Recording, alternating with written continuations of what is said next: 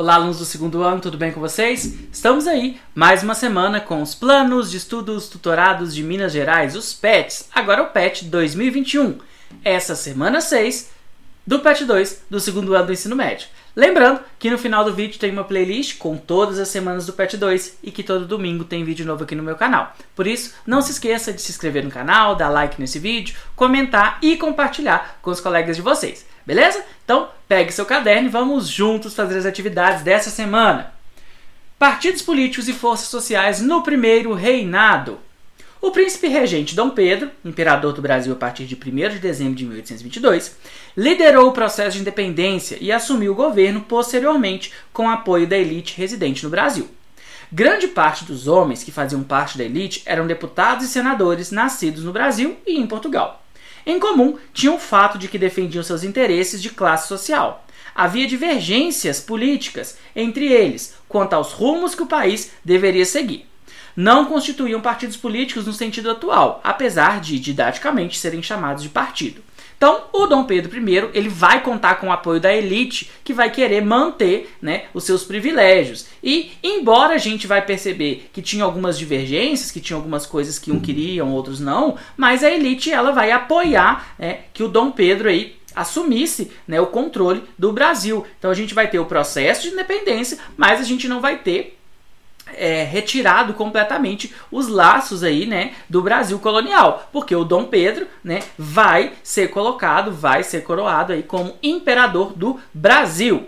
Bom, para meios didáticos, a gente separa aí os grupos em partidos políticos. O primeiro partido político, Partido Português, grupo composto principalmente por comerciantes portugueses, interessados na manutenção dos privilégios que tinham anteriormente, funcionários públicos e oficiais do alto escalão do exército, defendiam o retorno de Dom Pedro a Portugal. Então, obviamente, eles defendiam os interesses portugueses, eles queriam que o Brasil voltasse a ser colônia, o Dom Pedro voltasse para lá, ok? Nenhuma novidade até aí. Agora, já o Partido Brasileiro, a gente vai ter aí grupos diferentes dentro do que a gente chama de partido, Olha só, antes da independência opunham-se à subordinação a Portugal. Então, já queriam que o Brasil se tornasse independente. Queriam liberdade de comércio e redução de impostos. Dominado por grandes proprietários de terra. Era composto por dois grupos principais, cujos líderes eram, então, grandes proprietários de terra brasileiros compunham esse partido, e eles não eram um grupo homogêneo, ou seja, nem todo mundo pensava igual. A gente vai ter dois principais grupos aí dentro do Partido Brasileiro. Um grupo liderado pelo José Bonifácio de Andrade e Silva, que defendia a centralização do poder nas mãos do imperador e de seus ministros, com subordinação das províncias ao poder central e ampliação do comércio internacional. Então, esse primeiro grupo queria que o poder estivesse centralizado no Dom Pedro, Já o Joaquim Gonçalves Ledo, ele era líder de um grupo que defendia maior poder para o legislativo, ou seja, deputados e senadores, eleição direta para deputado e limitação do poder do imperador. Então, enquanto um grupo, ele queria que o Dom Pedro continuasse com o poder todo na mão dele, a gente tem outro grupo que queria que esse poder fosse dissolvido, fosse dividido aí, ok? Bom, a escolha por Dom Pedro. E por que o Dom Pedro recebeu o apoio do Partido Brasileiro, por exemplo? Se você tinha divergências, por que eles escolheram o Dom Pedro? A elite brasileira, mesmo divergindo sobre mais ou menos poder para Dom Pedro, fez opção pela monarquia como forma de manter, após a independência, a mesma estrutura econômica de antes, baseada no latifúndio, que é uma grande propriedade rural, na agricultura exportadora, sobretudo de açúcar, Nordeste e algumas regiões de São Paulo, e no trabalho escravo. Não havia nenhum interesse em adotar a forma de governo república. Então, a elite, ela divergia se devia dar mais poder ou menos poder do Dom Pedro, mas ela não queria perder seus privilégios. Ela queria manter o Brasil como uma economia agrária, exportadora, com grande latifúndio, Então, com o trabalho escravo. Então, eles decidiram por apoiar o Dom Pedro. Diferente do que aconteceu na América Espanhola. As elites da América Espanhola, diferente das elites da América Portuguesa, que se uniu em torno de um príncipe, Dom Pedro, conduziram elas próprias seus diferentes processos de independência, optando pela república após o rompimento com a Espanha. Então, na América Espanhola, né, a parte da América que foi colonizada pela Espanha, a gente vai ter as elites buscando um novo caminho, buscando romper com a Espanha, romper com a metrópole e seguindo aí a república. Inclusive, essa semana, a matéria do 8º ano foi justamente a independência da América Espanhola. Então, quem gostar desse assunto, quem tiver mais interesse nesse assunto, procura aqui no canal o vídeo da semana 6 do 8º ano, que tá bem legal aí, explicando todo esse processo de independência da América Espanhola, ok? Bom, agora vamos à parte que vocês mais gostam, né? Vamos lá, a parte das atividades. Vamos lá. A questão número 1. Após a independência, integramos-nos como exportadores de produtos primários à Divisão Internacional do Trabalho, estruturada ao redor da Grã-Bretanha.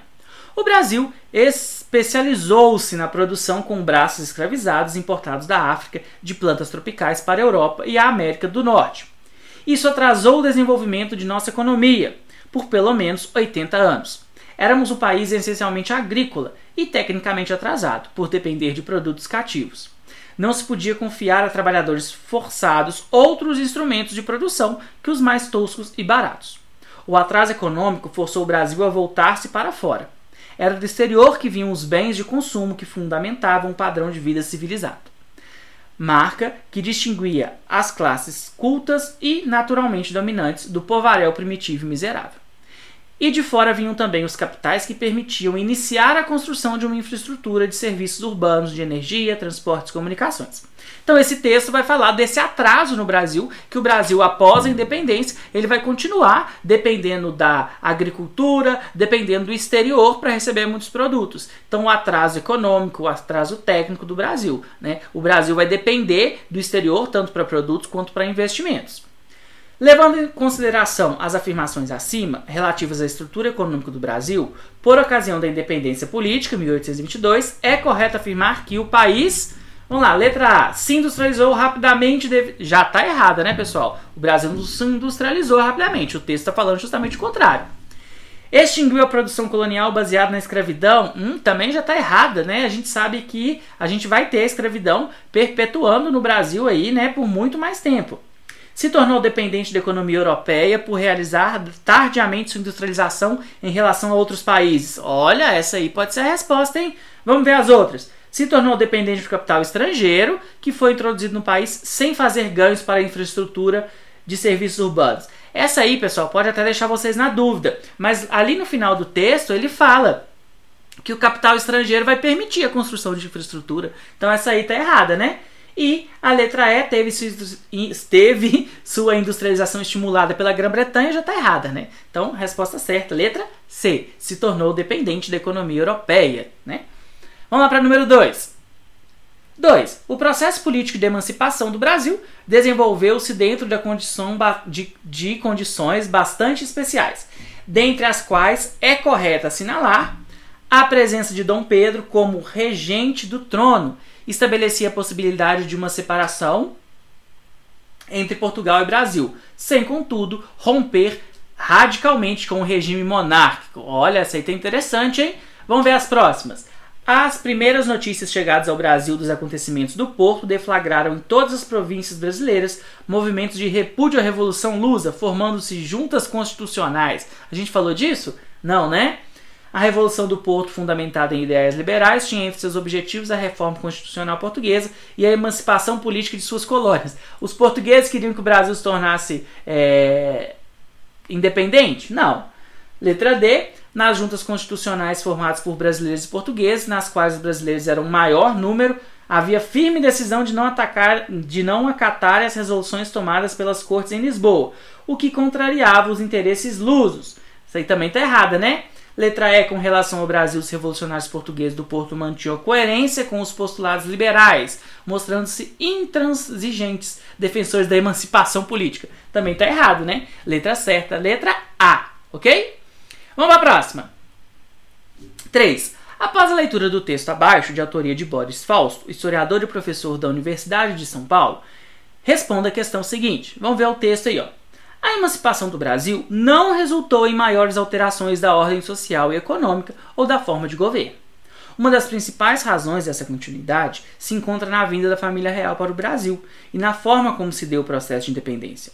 A abertura dos portos por parte de Dom João VI estabeleceu, como vimos, uma ponte entre a coroa portuguesa e os setores dominantes da colônia, especialmente os que se concentravam no Rio de Janeiro, São Paulo e Minas Gerais. Os benefícios trazidos para a região fluminense com a presença do rei no Brasil vinham incentivar a expansão econômica daquela área, ligada aos negócios do açúcar, do café e do tráfico de escravizados. A elite política promotora da independência não tinha interesse em favorecer rupturas que pudessem pôr em risco a estabilidade da antiga colônia. É significativo que os esforços pela autonomia que se desembocaram na independência concentraram-se na figura do rei e depois no príncipe regente. De acordo com tudo o que você estudou sobre o processo de independência do Brasil, o que eram as rupturas que pudessem pôr em risco a estabilidade da antiga colônia? O que é ruptura? Aquilo que solta, aquilo que muda radicalmente. Então, o que eram essas rupturas que eles não queriam que acontecesse? Essas rupturas seriam o fim da escravidão, a adoção do sistema republicano e até mesmo industrialização e fim de acordos comerciais que favoreciam determinados grupos. Então, eles não queriam que a escravidão acabasse, eles não queriam que o Brasil se tornasse uma república, ok? Vamos para a próxima. Leia o texto abaixo de autoria da historiadora Maria Lígia Prado e responda a questão que se segue. Liberdade, no entanto, não é um conceito entendido de forma única. Tem significados diversos, apropriados também de formas particulares pelos diversos segmentos da sociedade. Para um representante da classe dominante venezuelana, Simão Bolívar, liberdade era sinônimo de rompimento com a Espanha para a formação de fulgurantes nações livres, que seriam exemplos para o resto do universo. Mas, principalmente, nações livres para comercializar com todos os países, livres para produzir, única possibilidade, segundo essa visão, do desabrochar do Novo Mundo. Já para Dessalines, o líder da Revolução Escravo do Haiti, a liberdade, antes de tudo, queria dizer o fim da escravidão, mas carregava um conteúdo radical de ódio aos opressores franceses. Para outros dominados e oprimidos, como os índios mexicanos, a liberdade passava distante da Espanha e muito próximo da questão da terra. Na década de 1810, os líderes da rebelião camponesa mexicana, Hidalgo e Morelos, chamavam por terra para os deserdados. Bom, então a gente viu aí a realidade diferente de diferentes países, Então, diferentes países com diferentes realidades vão resultar em diferentes processos de emancipação, Que fatores no processo de independência da América Espanhola foram determinantes para que o conceito de liberdade não fosse entendido de uma forma única? Existia uma diversidade de grupos que lutavam contra a dominação europeia, cada um com seus próprios interesses, nem sempre eles iam de acordo uns com os outros. Então, dependendo da dominação que aquela região sofreu, dependendo da elite que compunha aquele país, a gente vai ter caminhos diferentes aí. Mais uma vez, indico para vocês, quem quiser saber mais sobre o assunto, o vídeo do 8º ano, que tá bem legal aí, ok? Bom, pessoal, então é isso. Boa semana, bons estudos. Não se esqueça de se inscrever no canal, dar like nesse vídeo, comentar, compartilhar com os colegas de vocês. Muito obrigado e até a próxima. As referências que eu utilizei aí, se alguém quiser saber mais sobre o assunto. E até a próxima. Valeu!